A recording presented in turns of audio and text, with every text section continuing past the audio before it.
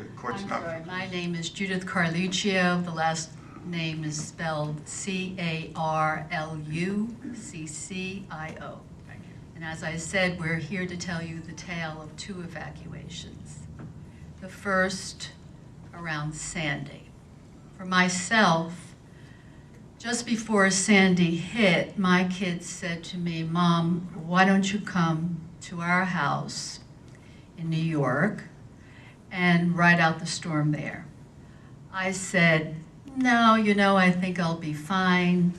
And if anything happens and I feel like I need to leave, I can do that." In the aftermath of Sandy, Island Heights became an island, truly an island, and I was unable to leave.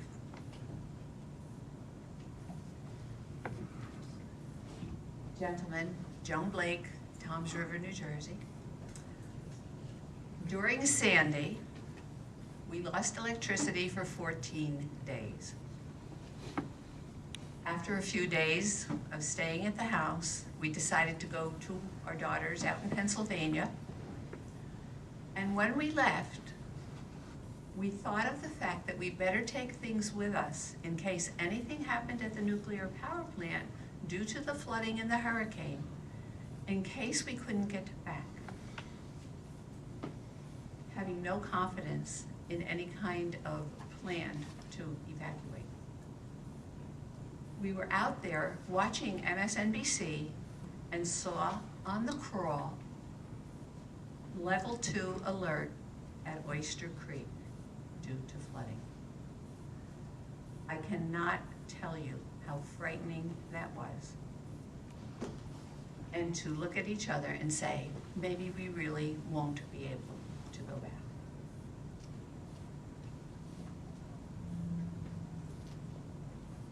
Barbara Kalichstein, Kalichstein.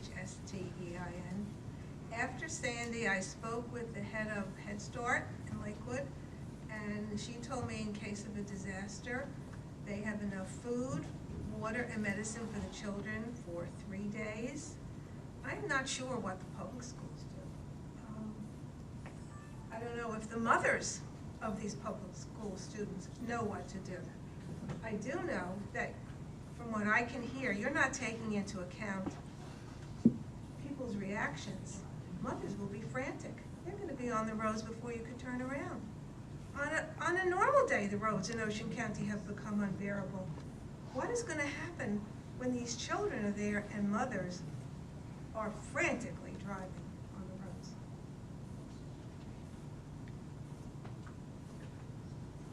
My name is Joanne Lowndy, and I also live in Island Heights. My home became on an island, and I was unable to leave for days. We also have businesses in Seaside Heights and Lavallette, and we were unable to get to our businesses for weeks, and our livelihood was... Excuse me, we can't hear you. You have to talk louder. Is the microphone on? Is it on? Doesn't sound like it. It's on. Yeah, I believe it's Go on. closer. Go closer. My name is Joanne Lowndy, and I live in Island Heights. I was also, Island Heights became an island when I was, we evacuated to my house. A lot of our employees, we have businesses in Lavallette and Seaside Heights. Our employees were evacuated with us for weeks at our house. We were not able to get to our businesses for about 10 days after the storm, and our livelihood, our future was in question.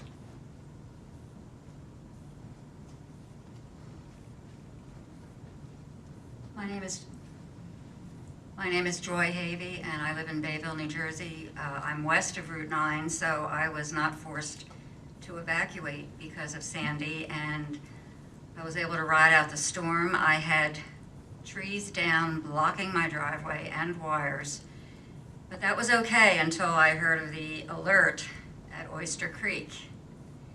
And I became really frightened because I live alone, and I couldn't even get out of my driveway. And I knew that roads were flooded in Toms River. I've lived here all my life, and evacuation on a good day would be difficult. I think in the aftermath of a storm like Sandy, if we have another one, it's going to be literally impossible.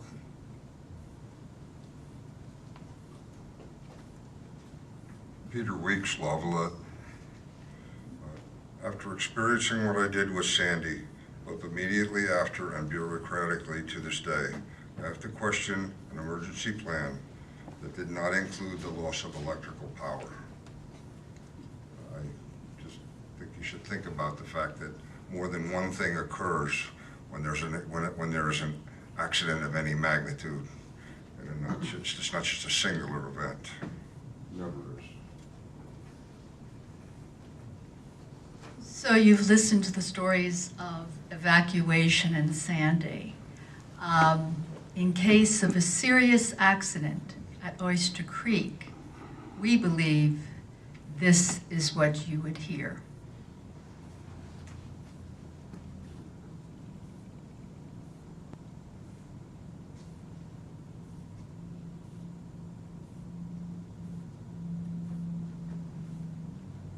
We believe you would hear silence,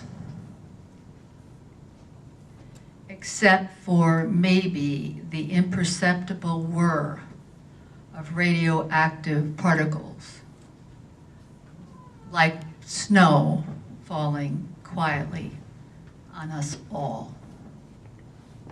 Thank you for listening.